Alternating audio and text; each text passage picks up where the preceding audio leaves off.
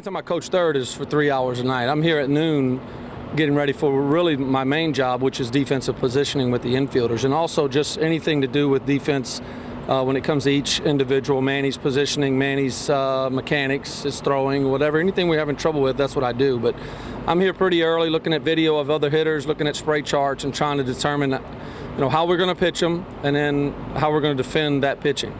Well, aside from just watching the base runners on the bases and telling them who's sneaking up behind them and when to go home and when to stop, you really do have to move your infielders around, look at the spray charts, and I notice how I'd say prideful you are moving guys around where the opposition hits the ball.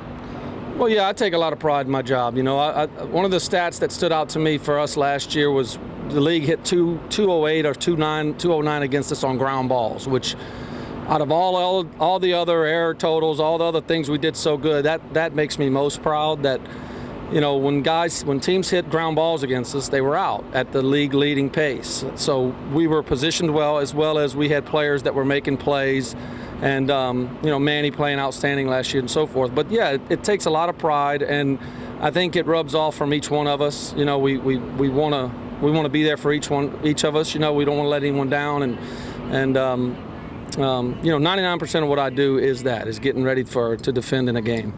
During the course of the game, we'll often see you looking at a book. You'll notice a hitter that's coming up to bat, and you'll want the infielder to move a little bit more, shift a little bit more.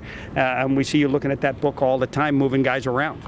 Well, what I do with that book is I take our spray charts and I have cards on each player, and his matchups against right-hand hitters, pitchers, right-hand pitchers, left-hand pitchers, see what he does against them, and then as well as any kind of specialty guy like O'Day or Britton's got a hard sinker, any guys that have a specialty, I make sure that there's no difference in what we're doing against normal left-handers, for example. I think it's well noted all through baseball that Oriole managers and coaches have often been noted as the innovators, the people who have established certain systems on defense and making up lineup cards and using the platoon system.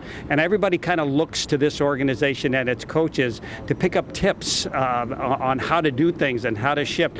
The shift now is a big thing in baseball now, and we seem to be the forefront of that all the time. And really, how do you figure out a shift and all the information that you do use?